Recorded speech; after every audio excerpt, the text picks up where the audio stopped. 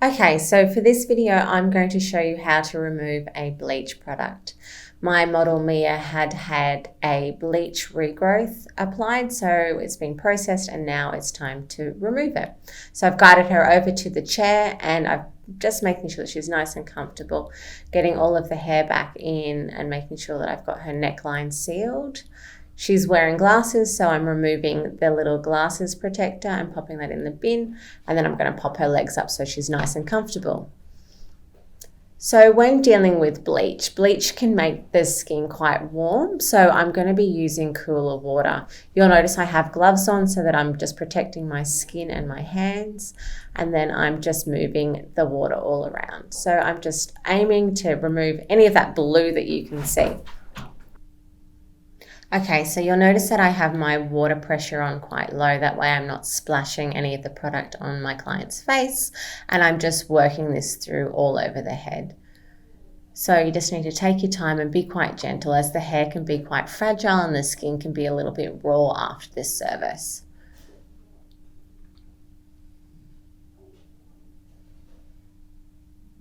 So cupping around the ears too when you're removing any of that product. Just focusing around the hairline and just making sure that I'm pushing the water back into the basin area. So you can see that most of the blue has gone now and the water is starting to run clear. That's one of the indicators that you're looking for, is that clear water. And getting right in underneath that back area is very important as well. You don't want to leave product there. It can make it really itchy and irritating for later.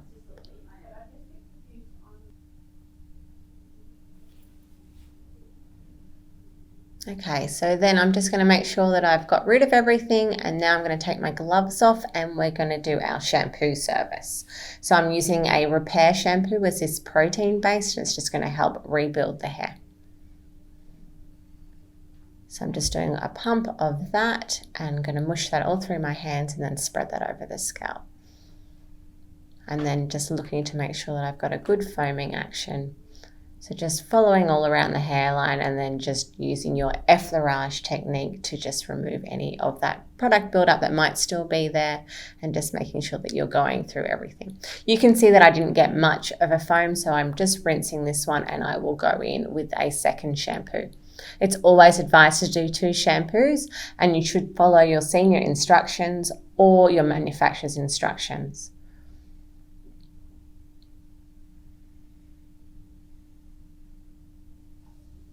So I'm going to go in with my second shampoo now.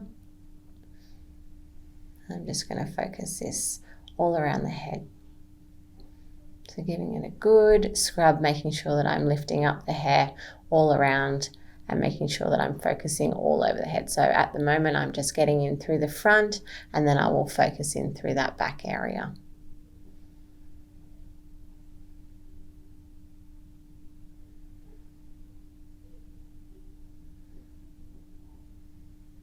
So giving a good scrub and going in and around the ears. You can see I'm not getting much of a foam up for this one. So if you were going in with a toner after, it might be advisable to do a third shampoo. It just depends on what the hair quality is like and what your senior would like you to do.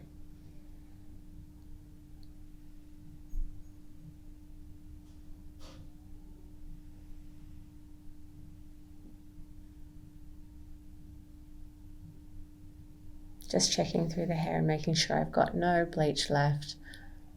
And then now I'm going to rinse. At this stage, I'm probably using warmer water, but I would confirm this with your client, just asking how their scalp's feeling. You don't want to go in too hot or too cold.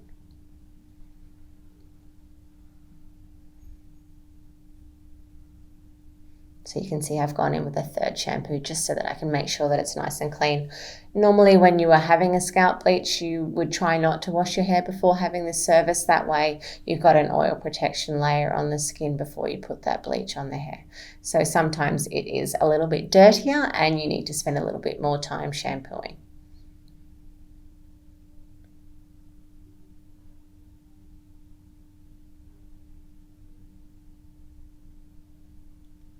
Just now rinsing all that third shampoo off and making sure that I'm getting rid of any product. So just going in through, getting rid of any of the bubbles. You're looking for the water to run clear and bubble free.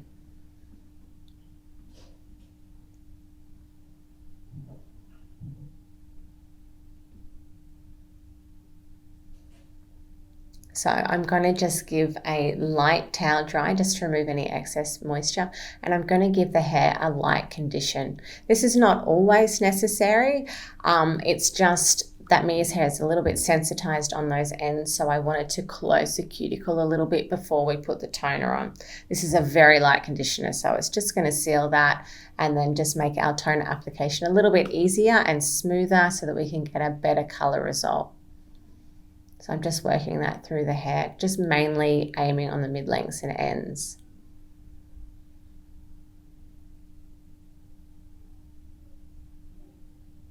Then I'm going to give it a little comb through just to make sure that I'm removing any knots, and that when the girls are popping the toner on, that it's just a little bit easier to apply.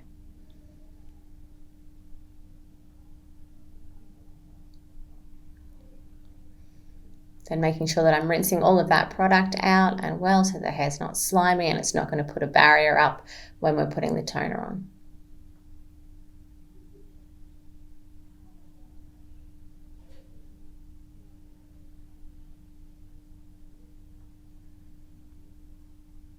So squeezing out the excess moisture, light towel dry, and now we're ready for our toner.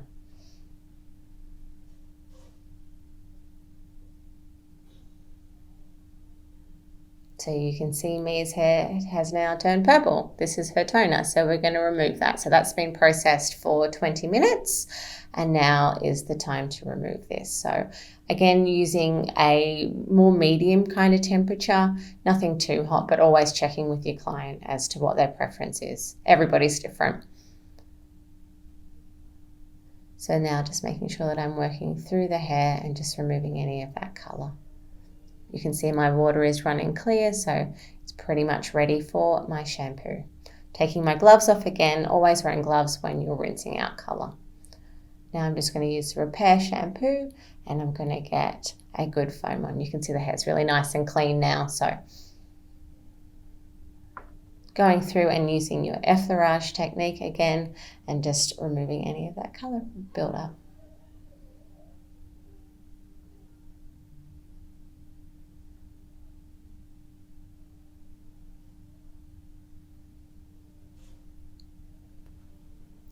Rinsing that shampoo now, just making sure that I'm removing any of my product.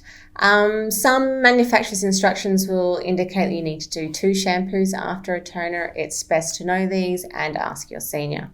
We're going to just do 1 shampoo and then a really nice deep conditioning service. So this is our repair mask. This is about rebuilding the hair, closing the cuticle, and making the hair strong. As a bleaching service can kind of put more weakness on the hair, is about just kind of strengthening that.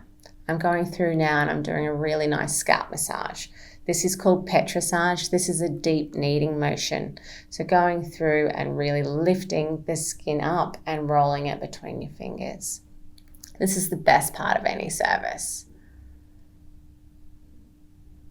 So normally this takes me a good couple of minutes. If I was doing like a full-on treatment service, I might massage for 10 minutes.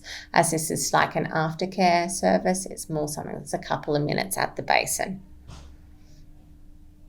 I'm just rinsing that product out, making sure the hair's not slimy, and then I've removed everything, and I'll check in under the nape area, making sure that I haven't left any product around there.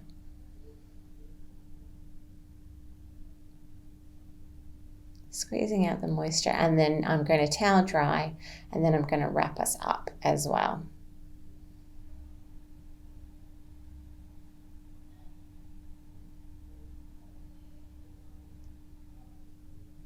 So they're popping the head forward, and I'm just going to create a head wrap.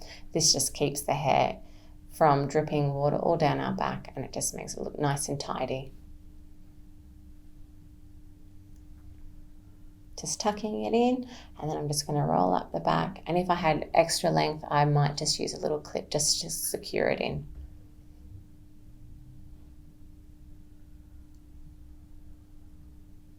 Now I'm just checking that I haven't wet my gown, and it looks like I have a little bit, so I'm just changing all of that. That way my client's nice and ready for her blow dry service. So I'm bringing her over to the station where we'll get re-gowned up, blow dried and styled and finished. And that's how you remove a bleach product.